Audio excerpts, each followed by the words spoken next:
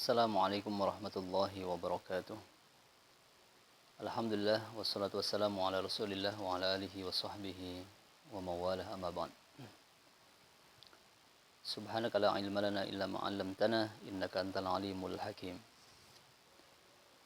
Jamaah Majelis Nurul Iman Telkom yang dirahmati Allah Subhanahu wa taala.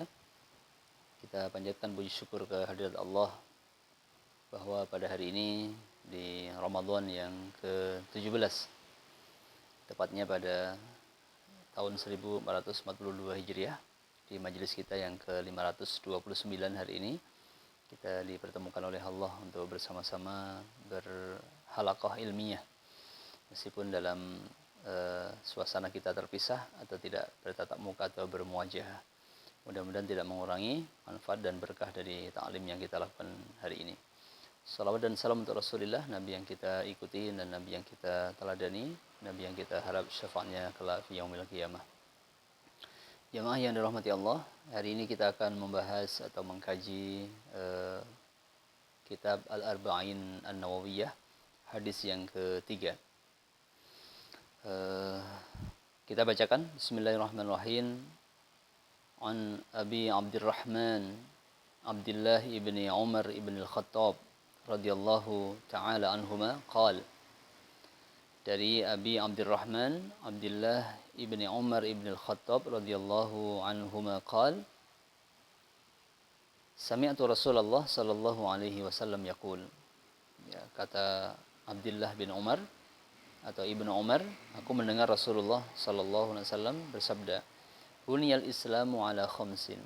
Islam itu didirikan dengan 5 hal, dengan 5 perkara.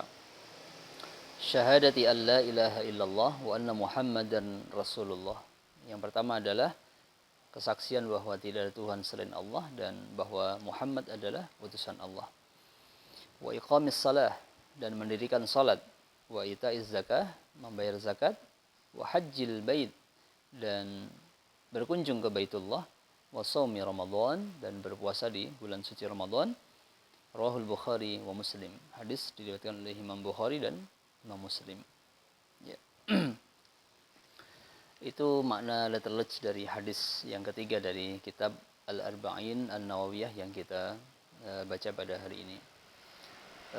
Jamaah yang dirahmati Allah, kalimat ala pada hadis tadi, ya, para ulama lebih condong bahwa makna ala dalam kalimat hadis itu bukan berarti di atas. Ya, jadi ketika diartikan Islam itu dibangun di atas 5 perkara atau 5 hal, berarti seakan-akan Islam dan bangunan ini terlepas. Ya, sehingga tadi di awal kita artikan ala khamsin, artinya adalah bi khamsin. Ya, Islam itu dibangun dengan. Ya, jadi Islam itu dibangun dengan sebuah kesatuan dari 5 hal, 5 perkara tadi itu. Bukan dibangun di atas. Kalau di atas seakan-akan maknanya berbeda antara bangunan yang di bawah dan bangunan yang di atas. Ya. Sehingga dalam tafsir atau terjemah dari kitab Al-Arba'in Nawawiyah dikatakan kalimat ala, ya, ala khamsin ay bi khamsin, atau dengan 5 perkara. Ala antakuna ala bi ma'nal ba, yaitu makna ala tadi diartikan dengan makna ba atau dengan. Ya. Kembali kepada terjemah hadis tadi. Jadi Islam yang kita peluk, Islam yang kita anut pada hari ini dan dari dulu serta nanti hatta yaumi liqa'i rabbina, sehingga kita bertemu dengan Tuhan. Ya, Islam itu adalah sebuah bangunan yang di dalamnya terdapat 5 komponen. Ya, tanpa 5 hal ini Islam tidak akan terbangun. Ya, yang pertama adalah syahadatu alla ilaha illallah wa anna muhammadar rasulullah. Persaksian bahwa tidak ada Tuhan selain Allah dan bahwa Muhammad adalah utusan Allah Subhanahu wa taala. Ya. Jadi kalimat la ilaha illallah dan Muhammadur Rasulullah disebut sebagai kalimat tauhid. Tauhid dari kata-kata wahada yuwahidu, artinya adalah mengisahkan. Jadi dengan mengucapkan la ilaha, seseorang sudah meniadakan tidak ada Tuhan, tidak ada sesembahan apapun yang berhak untuk diibadahi illallah. Kemudian ditutup dengan kalimat tauhid bahwa kecuali Allah. Ya, sehingga ada gurauan ya. Apakah suatu kalimat yang diawali dengan kalimat syirik tapi ditutup dengan kalimat tauhid, yaitu kalimat la ilaha illallah. La ilaha artinya tidak ada Tuhan. Berarti kalimat itu menafikan Allah. Ya, illallah kemudian ditutup dengan kalimat tauhid. Ya. Wa anna Muhammad Rasulullah, dan bahwa Muhammad adalah utusan Allah Subhanahu wa taala. Ya. Sehingga kehebatan kalimat tauhid ini dalam banyak riwayat disebutkan bahwa seseorang yang mengucapkan la ilaha illallah, maka ucapan ini akan melebur semua keburukan, semua dosa, semua ya kegelapan-kegelapan yang pernah dilalui dan dialaminya. Ya. Sebuah contoh seperti pada pertemuan yang lalu kita katakan, ada orang yang lahir, hidup besar, dewasa, ya selama beberapa puluh tahun dalam kekafiran. Tetapi ketika hidayah Islam datang kepada dia, lalu dia ucapkan la ilaha illallah, atau lengkapnya asyhadu an la ilaha illallah, maka al-islamu yahdimu ma qablahu. Dengan berislam seperti ini, maka semua yang dilakukannya sebelum Islam yahdimu, akan dihapus, akan dibersihkan oleh kalimat tauhid la ilaha illallah tadi. Ya, sehingga siapa yang mengucapkan la ilaha illallah dakhalal jannah. Ya, Nabi berkata wajib. Ya, orang yang membaca la ilaha illallah masuk surga. Ya, di riwayat yang lain wa in zana wa in sarqa, meskipun dia berzina, meskipun dia pernah mencuri. Ya, artinya kalimat tadi ya tidak tercampur dengan ya kezaliman-kezaliman yang dilakukan oleh seorang hamba. Ya, meskipun dia pelaku kejahatan, tapi ketika dia mengucapkan la ilaha illallah, maka Allah Subhanahu wa taala menjamin untuk dia dengan kalimat tauhid tadi, dia berhak untuk mendapatkan surga Allah Subhanahu wa taala. Tentunya melalui beberapa tahapan ya, mungkin karena dosa yang belum ditaubatkan barangkali, ya dosa kezaliman yang belum ditaubatkan kepada Allah sebelum dia meninggal dunia, maka siksa dulu di neraka Allah Subhanahu wa taala. Sehingga sesudah bersih dosa-dosanya, dia akan masuk ke surga di kalimat la ilaha illallah. Ya, itu pentingnya kita ya mengikrarkan kalimat la ilaha illallah dan senantiasa mempelajari apa manasik yang ada pada kalimat la ilaha illallah Muhammadur Rasulullah tadi. Yang kedua, wa iqamis shalah, dan mendirikan salat. Ya. Jadi 5 perkara di dalam bangunan Islam tadi diibaratkan 5 tiang yang menopang ya bangunan atau badan daripada Islam itu. Dan sholat disebutkan sebagai tiang tengahnya, ya, tiang yang paling utama. Sehingga 4 tiangnya ada di sisi-sisi kanan kirinya, depan belakangnya. Dan sholat menduduki tempat yang paling sempurna, yang paling istimewa. Sehingga Nabi mengatakan as-salatu imaduddin. Sholat itu adalah tiangnya, sokok gurunya agama ini. Ya, seandainya ibadah-ibadah yang lain tadi, ya, ibadah-ibadah yang lain tadi dilakukan semuanya, ya, syahadat dilakukan, berpuasa dilakukan, membayar zakat dikerjakan, berhaji dikerjakan, tetapi sholat ya tidak dilakukan, maka faqad hadamad din, seakan-akan dia telah merobohkan bangunan tadi. Ya, mungkin tiang 4-nya masih berdiri, tetapi karena tiang tengahnya tidak berdiri, ya bangunan tadi tidak utuh nampak dan terlihat. Itulah pentingnya Islam, ya pentingnya menjaga sholat di dalam keberislaman kita. Ya, maka Nabi dalam hadis yang lain menyebut bahwa pembeda antara kita dengan orang lain, pembeda antara umat Islam dengan umat yang lain adalah as-salah. Al-ahdu bainana wa bainal kafir as-salah. Pembeda antara kita dengan orang kafir hanya satu, yaitu salat. Ya, yang membedakan antara kita dengan ya orang lain hanya satu, yaitu salat. Jadi kalau sembahyang seseorang, kalau salat seseorang, maka sempurnalah agamanya. Ya, tapi ketika dia tidak salat, maka Islamnya tidak akan sempurna. Wa iqamis shalah. Dan salat di sini maksudnya adalah salat fardu yang 5 waktu itu. Yang ketiga, wa itaiz zakah, dan membayar zakat, menunaikan zakat. Ya. Sesungguhnya Allah sudah memberikan sinyalemen bahwa begitu padunya antara perintah salat dan zakat, sehingga di dalam Al-Quran hampir-hampir tidak terputus antara perintah untuk mendirikan salat dan perintah untuk membayar zakat atau infak. Ya, Jadi hampir semua ayat di dalam Al-Quran ketika Allah menyebut wa yuqimunas shalah, sambungannya wa yu'tunaz zakah, wa aqamus shalah, dan mereka mendirikan salat, wa atawuz zakah. Ya.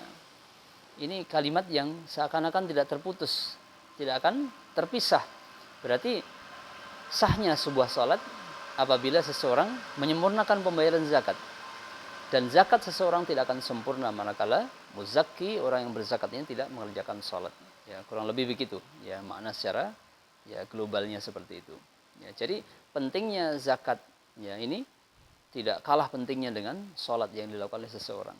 Sehingga merugilah orang yang hanya mengerjakan salat tetapi dia tidak memperdulikan zakat atau pembayaran infak yang harus ditunaikan sebagaimana yang telah ditentukan oleh Allah Subhanahu wa taala.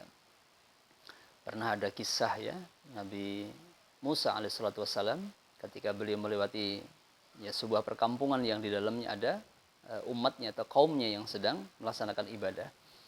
Langkah beliau terhenti demi melihat seorang dari umat Nabi Musa yang salat begitu hebat. Maka Allah ya mendengarkan ya munajat Musa ya kepada Allah Subhanahu wa taala ketika dia terkagum-kagum melihat seorang umat atau seorang ya pengikutnya yang salat dengan hebatnya tadi. Musa berkata, "Ya Rabb, ma ahsana salatah." Wahai Tuhan, alangkah indahnya salat umatku ini. Ya, tiba-tiba Allah menjawab ucapan Musa tadi dengan berkata, "Ya Musa, law annahu shalla fil yaumi alfa salat wa shalla ala alfi janazah wa hajja alfa ghazwah wa hajja alfa hajjah wa ghaza alfa ghazwah." Ketahuilah Musa, seandainya pengikutmu yang satu itu yang kau kagum kepada sholatnya itu sehari dia sholat 1000 kali macam itu. Dan dia menyembahyangi 1000 kali sholat jenazah. Dan dia berhaji 1000 kali dalam hidupnya. Dan dia berperang, ikut perang di jalan Allah. Ghazwah, 1000 kali peperangan yang pernah diikutinya dalam hidupnya. Itu semuanya tidak ada yang aku terima. Hatta yu'addiya zakata malih. Sehingga dia menunaikan zakat harta bendanya. Itu pentingnya seseorang memperdulikan atau memperhatikan tentang zakat harta benda yang ada yang dimilikinya. Ya, itu sebutan tadi ya. Ada ayat di dalam Al-Qur'an yang ketika Allah menyebut yang pertama selalu Allah mengikutkan, yaitu yuqimunas shalah wa yu'tunaz zakah. Ya, wa aqamus shalah wa atawuz zakah. Ya, ini perintah yang senantiasa berkaitan di dalam Al-Quran. Nah, kemudian yang berikutnya, wahajjil baiti, dan berkunjung ke Baitullah. Haji, ya secara bahasa artinya adalah berkunjung. Jadi ibadah haji tidak sah manakala tidak dilakukan dengan cara berkunjung ke Baitullah. Dan satu-satunya haji yang benar adalah haji ke Baitullah, ya rumah Allah. Ya, dengan mengikuti urutan-urutan manasik yang ada di dalamnya. Tidak sah seseorang berhaji ke selain ya Baitillahil Haram. Ya, rumah Allah di Al-Haram. Ya. Sehingga ibadah haji ini disebutkan dalam hadis Nabi, ya Al-Hajju Arafah. Haji itu hanya sah apabila seseorang datang di padang Arafah. Ya, dan Arafah merupakan simbol ya pemersatu ya setiap umat yang datang menghadap Allah Subhanahu wa taala dengan satu seragam, dengan satu pakaian, ya, dengan satu titik yang dituju, dengan satu tujuan mendapatkan ridho Allah Subhanahu wa taala di dalam pelaksanaan Hajjil Bait. Ya, jadi tidak sah seseorang berkunjung ke tempat yang lain manakala tujuannya adalah untuk menyempurnakan agamanya. Ya, Hajjil Bait. Kemudian yang kelima yang terakhir adalah wasaumi Ramadan, dan berpuasa di bulan suci Ramadan. Ya. Dalam teks yang lain ya, ada penyebutan yang terbalik antara haji dan puasa Ramadan. Tetapi bukan berarti ya ini bermakna bahwa seseorang ya tidak sah hajinya manakala dia belum menyempurnakan 4 rukun yang lainnya. Kadang ada yang memahami seperti itu saudara-saudara kita. Jadi haji itu kan terakhir, rukun Islam yang kelima kan? Ya, atau yang kedua dia berkata, seseorang yang sudah berhaji nggak perlu dipertanyakan lagi 4 rukun Islam yang lainnya. Karena dia sudah menyempurnakan ya rukun Islamnya dengan yang kelima yaitu berhaji. Padahal dalam teks hadis ini Allah menyebut hajjul baiti pada urutan yang keempat dan saumi Ramadan pada urutan yang kelima. Jadi tidak mesti yang dimaksudkan ibadah haji adalah penyempurna dari semua rukun Islam, karena di teks hadis ini Rasul menyebut bahwa haji itu pada urutan yang keempat dan puasa Ramadan pada urutan yang kelima. Ya. Jamaah Majelis Nurul Iman yang dirahmati Allah Subhanahu wa taala. Suatu hari ada seorang badui yang mendatangi Rasulullah sallallahu alaihi wasallam.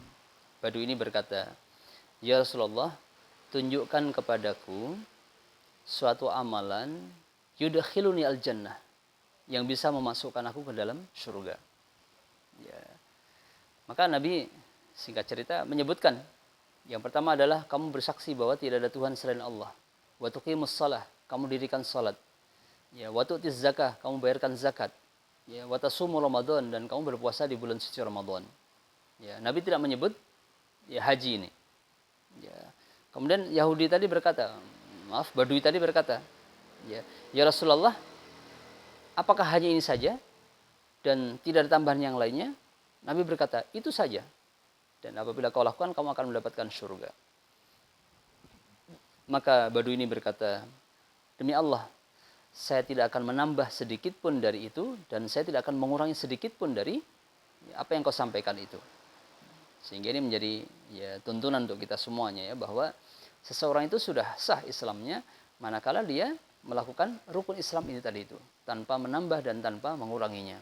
Ya, karena tidak ada sesuatu yang lebih mulia dalam Islam ini, sesuatu yang diwajibkan, yang difardukan oleh Allah kepada kita semuanya untuk melakukannya. Ya, semulia-mulianya sholat tahajud, dia tidak akan mengalahkan kehebatan, keistimewaan sholat subuh yang kita lakukan. Karena sholat subuh adalah fardu, sementara sholat tahajud adalah sunnah. Sehebat-hebatnya sholat duha yang dilakukan oleh seorang muslim, sholat tarawih yang dilakukan 20 rakaat atau 8 rakaat, dengan membacanya membaca Al-Quran dengan sekian juz di dalam setiap rakaatnya dan sebagainya, ini tidak bisa mengalahkan kehebatan sholat Isya yang kita lakukan pada malam itu, atau kehebatan sholat maghrib yang kita lakukan. Sebagaimana dalam hadis qudsi Allah berfirman, "Wa ma taqarraba ilayya 'abdun," dan tidaklah seorang hamba itu bertakarrub kepadaku, "ahabbu ilayya mimma iftaratuhu alaihi," yang lebih aku cintai daripada ibadah fardu yang aku berikan kepada dia. Jadi jangan sampai seseorang di bulan Ramadan seperti ini dia tidak sholat Isya tepat waktu, atau dia tidak melaksanakan sholat Isya dengan berjamaah, tapi dia sholat tarawih berjamaah, penuh dengan tumakninah, penuh dengan kekhusyuan, menganggap bahwa sholat tarawihnya lebih hebat daripada sholat Isya yang dilakukannya. Ini sesuatu yang keliru. Kembali kepada kisah seorang badui tadi. Kenapa Nabi tidak menyebut berhaji pada 4 rukun yang disampaikannya tadi itu? Ini filosofinya seperti ini. Karena di dalam ibadah yang lain, seperti syahadat, seperti sholat, seperti berpuasa, ini tidak memerlukan biaya yang banyak, tidak memerlukan tenaga yang banyak. Tetapi khusus dalam ibadah haji, di dalamnya ada kewajiban yang memerlukan biaya, tenaga, harta yang tidak sedikit. Ini sehingga kesempurnaan Islam disebutkan dalam hadis tadi 4 oleh Rasulullah kepada si badui yang bertanya kepada beliau tadi itu. Nah, tentunya ini tidak mengurangi apa yang ada pada teks hadis ini, bahwa bukan berarti Islam itu hanya 4 tetapi tetap bunyal Islamu ala khamsin. Islam dibangun atas 5 dasar, yaitu syahadat, kemudian salat, membayar zakat, berhaji ke Baitullah, dan berpuasa di bulan suci Ramadan. Yang lain-lainnya ibadah-ibadah sunnah yang ada pada pelaksanaan keseharian kita, maka itu menjadi penyempurna, menjadi at-titimmat wal ikmalat, penyempurna dari ibadah-ibadah fardu yang wajib kita tunaikan dalam keislaman kita ini. Mudah-mudahan dengan memahami 5 dasar atau 5 pondasi dalam Islam ini, kita semuanya terfokus bahwa hakikat beribadah atau berislam kepada Allah itu adalah dengan menjalankan 5 rukun tadi itu. Jangan sampai tertukar, ya. Jangan sampai kita tertukar dalam melaksanakan ibadah. Kita lebih gemar melaksanakan ibadah-ibadah sunnahnya, tetapi kita meninggalkan ibadah-ibadah fardu yang mestinya lebih kita utamakan. Mudah-mudahan Allah berikan petunjuk dan hidayah kepada kita semuanya. Subhanakallahumma bihamdika, asyhadu an la ilaha illa anta, astaghfiruka wa atubu ilaik. Wassalamualaikum warahmatullahi wabarakatuh.